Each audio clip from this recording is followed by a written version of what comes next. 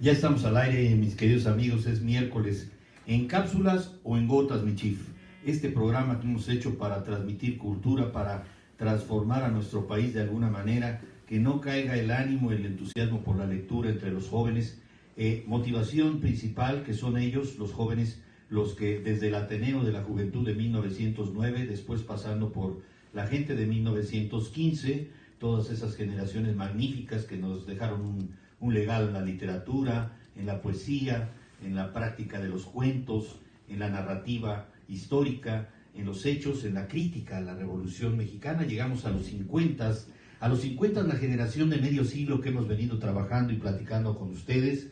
Hemos pasado ya por el gran José Emilio Pacheco, por Carlos Monsiváis, por Salvador Elizondo, y estamos por ver el día de hoy a una dama, una damita, Inés Arredondo, que vamos a platicar con ustedes un poquito más de lo normal, porque quiero y les conseguí este documental o este documento, mi querido Roberto Vázquez, gracias por verme. La generación de medio siglo son los nacidos entre 1921 y 1935.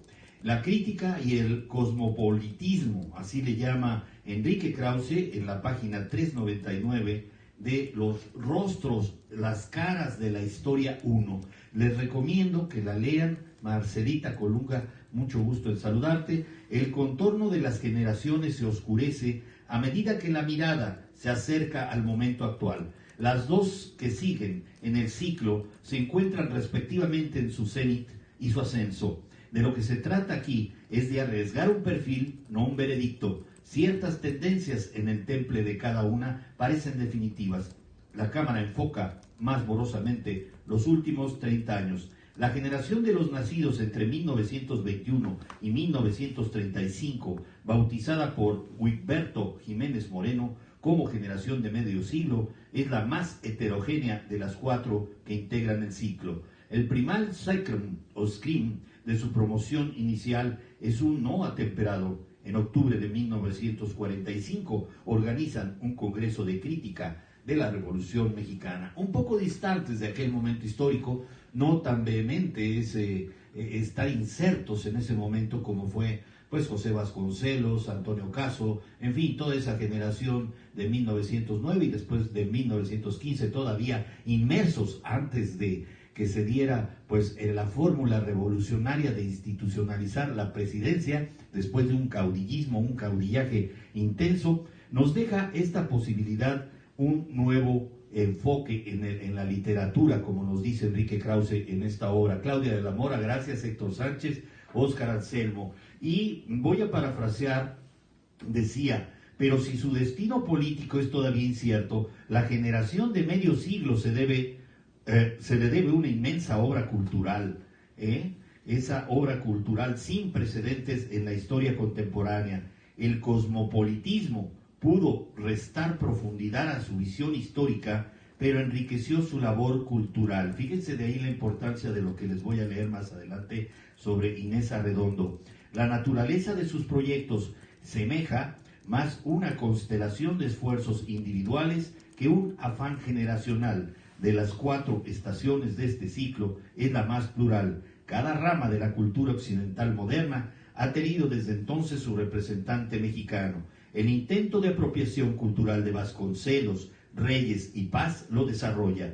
Más pausadamente, toda una generación. Los escritores conquistan, adoptan, habitan, transforman otras tradiciones. La lista de temas, influencia y técnicas literarias que los escritores mexicanos asimilan y recrean sería inmensa, y el fenómeno se repite en otras provincias. En filosofía, la generación introdujo pulcritud lógica, hondura, rigor, profesionalismo, con Fernando Salmerón, Luis Villoro, Ramón Shiró, Alejandro Rossi, para mencionar solo unos cuantos. La filosofía abandona las visiones totalizadoras, la prédica y la fantasía, para aplicarse al deslinde crítico de problemas y pseudoproblemas.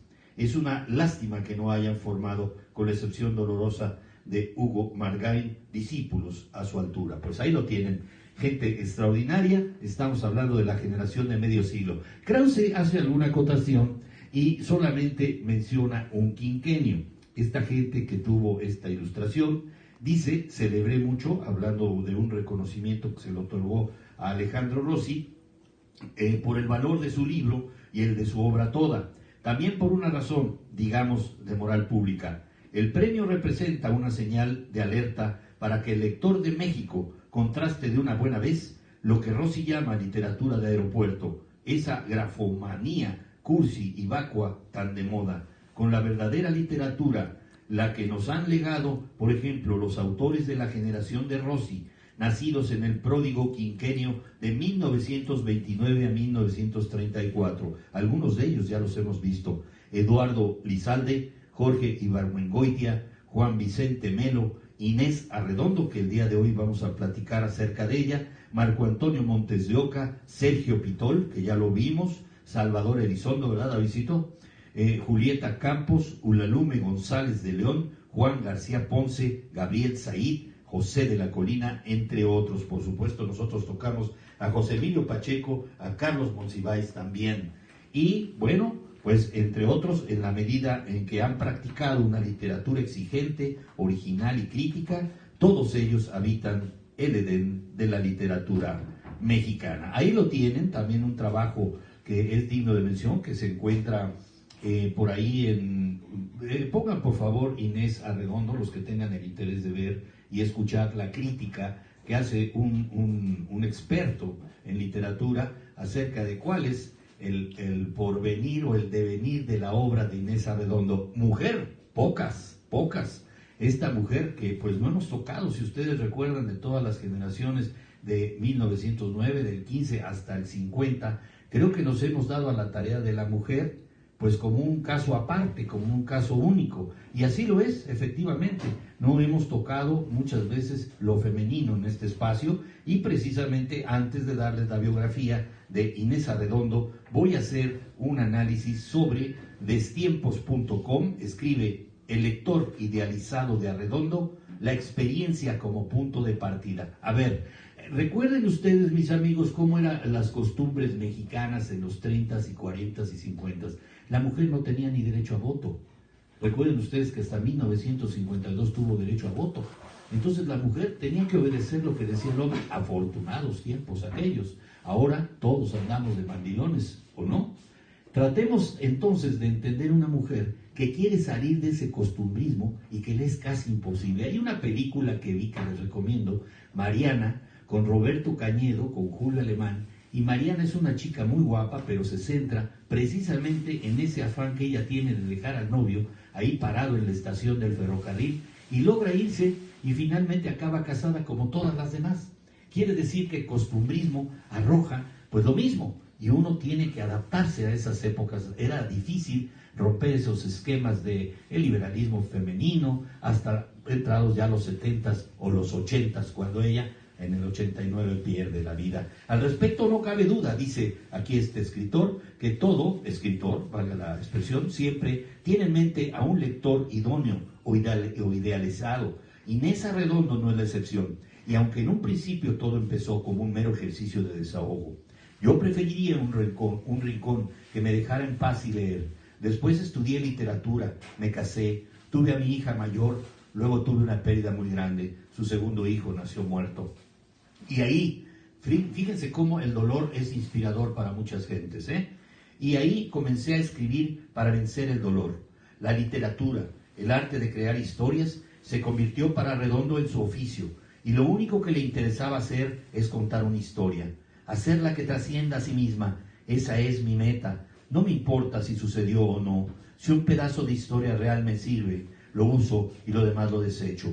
Otro camino es inventarlo todo, hacer una historia con la obsesión que uno tenga. Pero esa obsesión, ese reflejo de historia real, solo podrá ser visualizada a través de la experiencia, que sin duda es el motor principal que la autora deseaba transmitir. Hablar de sexo, hablar de mujer y hombre, de géneros, hablar del distingo de la pasión, de la pasión sexual, de la intimidad de la recámara, pues eran tabúes, era prohibido para una mujer así, en estas condiciones, poder hablar de ello. Y es precisamente Inés Arredondo quien le da forma y quien le da, a partir de esa experiencia personal, pues fuego a su literatura, que viene a incendiar en momentos pues difíciles para la cultura mexicana, poder comprender y entender este tipo de letras. Claudia de la Mora, ya la saludé, gracias. Héctor Sánchez, Óscar Anselmo, Abdías, como siempre, un abrazo fuerte. Toñito Gutiérrez, Eric Bemol, amigo del asesor, un gran abrazo, querido amigo. Gracias, mi querido Toño. Vamos trabajando por todos ustedes. Estamos en Caras de la Historia 1. Estoy platicando de Inés Arredondo. Vamos a ver si la tecnología, me parece que en este caso sí está funcionando rápido, Davidcito, porque Inés Camelo Arredondo, nacida en Culiacán, Sinaloa, el 20 de marzo de 1928 y fallecida en la Ciudad de México el 2 de noviembre de 1989, fue una escritora y cuentista mexicana. Adolorida, adolorida. Algunas gentes decían que Inés Arredondo pasó más tiempo en cama escribiendo que en su propio escritorio. Inés Arredondo en su departamento en México, creo que Davidcito nos pusiste aquí la imagen, se llegará a notar, ahí está. ¿Sí la ven? Bueno, 29, si no después la vas a subir, Davidcito, cuando termine el programa. 20 de marzo de 1928, ya dijimos, en Culiacán, México. Fallece el 2 de noviembre de 1989 a los 61 años en la Ciudad de México. La información profesional que tenemos: era autora y escritora, tuvo la distinción del premio Javier Villaurrutia en 1979.